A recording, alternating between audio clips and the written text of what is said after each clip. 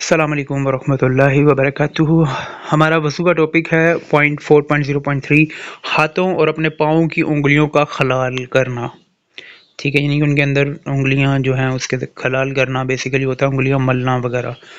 اس میں حدیث ہے، لقیط بن صبرہ رضی اللہ عنہ بیان کرتے ہیں کہ میں نے عرض کیا، اللہ کے رسول مجھے وضو کے متعلق بتائیں۔ آپ نے فرمایا کہ وضو اچھی طرح کرو اور انگلیوں کے درمیان خلال کرو، اور روزے کی حالت کے علاوہ ناک میں پانی خوب چڑھاؤ۔ یعنی کہ روزے کی حالت میں پانی نہیں آپ نے چڑھانا ناک میں، ٹھیک ہے۔ اس کے علاوہ آپ نے ہاتھوں کی انگلیوں کے اندر بھی خلال کرنا ہے، پاؤں کے اندر بھی خلال کرنا ہوتا ہے۔ اس سے اگلی حدیث حضرت ابن عباس رضی اللہ عنہ بیان کرتے ہیں کہ رسول نے فرمایا، جب تم وضو کرو تو اپنے ہاتھوں اور پاؤں کی انگلیوں کا خلال کرو، ٹھیک ہے۔ اس سے اگلی حدیث حضرت مستور بن شداد رضی اللہ عنہ بیان کرتے ہیں کہ میں نے رسول صلی اللہ علیہ وسلم کو دیکھا، جب آپ وضو فرماتے تو اپنی چھوٹی انگلی کے ساتھ پاؤں کی انگلیوں کو خوب ملتے، یعنی کہ جو سب سے چھوٹی فنگر ہاتھ کی ہوتی ہے نا، اس سے پاؤں کی انگلیوں کے اندر بھی جو ہے وہ مساج یا خلال ٹائپ آپ اس سے کرتے۔ اب یہ کیوں کیا جاتا ہے اس کو اینڈ پہ بتاتے ہیں۔ اگلی حدیث سے حضرت عاصم بن لقیط بن صبرہ بیان اپنے والد سے روایت کرتے ہیں کہ رسول صلی اللہ علیہ وسلم فرمایا، کامل وضو کر اور انگلیوں میں خلال کر، یعنی کہ کامل وضو کی نشانی بھی ہے، ٹھیک ہے۔ اس سے اگلی حدیث ابو ہریرہ رضی اللہ عنہ مروی کہ رسول صلی اللہ علیہ وسلم نے فرمایا، جب تم میں سے کوئی شخص نماز کے لیے وضو کرے تو ہاتھ کی انگلیاں ایک دوسرے میں داخل نہ کرے، یعنی کہ ہاتھ کی انگلیاں ایک دوسرے میں داخل نہیں کرنی وضو کرتے وقت، ٹھیک ہے۔ اب یہ خلال جو ہے وہ پہلے کیا جاتا ہے ہاتھوں میں، ٹھیک ہے، اور اینڈ پہ جو ہے پاؤں کی انگلیوں میں کیا جاتا ہے، ٹھیک ہے۔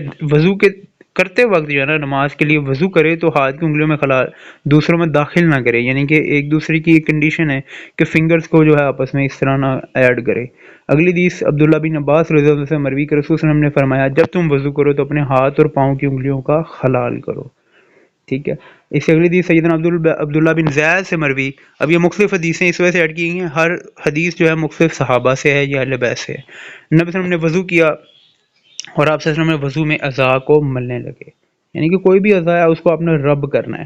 اس سے اگلی حدیث عبداللہ بن عباس رضی اللہ عنہ علیہ السلام سے مروی ہے کہ ایک آدمی نے رسول اللہ صلی اللہ علیہ وسلم سے نماز کے کسی معاملے میں سوال کیا۔ رسول اللہ صلی اللہ علیہ وسلم نے فرمایا، اپنے ہاتھوں اور پاؤں کی انگلیوں کا خلال کرو، یعنی اچھی طرح وضو کرو۔ اور آپ صلی اللہ علیہ وسلم نے اس سے جو بات کہی اس میں بھی تھا کہ جب تم رکوع کرو تو اپنی ہتھیلیوں کو اپنے گھٹنوں پر رکھو اور حتیٰ کہ تمہیں اطمینان ہو جائے، اور جب سجدہ کرو تو اپنی پیشانی اچھی طرح زمین پر رکھو حتیٰ کہ تمہیں زمین کا جو حجم ہے وہ محسوس ہو جائے، یعنی کہ اس کی گراؤنڈ کی جو سختی ہے وہ تمہیں محسوس ہو جائے، ٹھیک ہے۔ تو اب یہ بیسیکلی کیوں کیا جاتا تھا، اس چیز کو سمجھیں کہ ہاتھوں کا خلال اور پاؤں کا خلال کیوں کیا جاتا ہے۔ یہ بیسیکلی جو مسان ہیں وہ کھل جاتے ہیں سکنز کے اندر، جو چھوٹے چھوٹے پورز ہیں، ٹھیک ہے، پانی ملتا ہے، جس طرح مٹی تر و تازہ رہتی ہے نا پانی لگانے سے، اس کے اوپر جو پودے لگے ہیں تر و تازہ رہتے ہیں، اسی طرح ہمارا جسم بھی جو ہے وہ تر و تازہ رہتا ہے۔ اور دوسری چیز یہ کہ انگلیوں کے درمیان میں اگر ہم پانی داخل نہ کریں یا ہاتھ سے صاف نہ کریں پاؤں کی، تو وہاں پہ جو ہے وہ وائٹ کلر کی جو ہے وہ جراثیم ٹائپ سے لگ جاتے ہیں، جس سے انگلیاں جو ہے وہ گل جاتی ہیں، ٹھیک ہے، ڈیمیج ہو جاتی ہیں، بہت زیادہ خراب ہو جاتی ہیں۔ تو ایک وجہ یہ بھی ہے۔ اور اچھی طرح جسم کا جو اعضاء ہیں، ظاہری بات ہے وہ جتنے اعضاء آپ نے وضو کے اندر شامل کرنے ہیں ان کو صاف بھی تو اچھی طرح کرنا ہے نا۔ یہ تھوڑی کہ لوگ میجورٹی کیا کرتے ہیں، صرف پانی گراتے ہیں اور چلے جاتے ہیں، ایڑیاں بھی اچھی طرح سے صاف نہیں کرتے، پاؤں کی انگلیوں کے اندر جو فنگر بھی ہے وہ بھی نہیں کرتے۔ اب اس میں ایک فنگر کا بھی ذکر آیا کہ انگلیوں کی سب سے چھوٹی فنگر جو ہے ہاتھ کی، اس سے جو ہے وہ پاؤں کی انگلیوں کے اندر پھیرتے، ٹھیک ہے۔ اس سے بیسیکلی سمجھ لیں کہ وہ مسان بھی کھل جاتے ہیں اور تر و تازہ بھی رہتے ہیں۔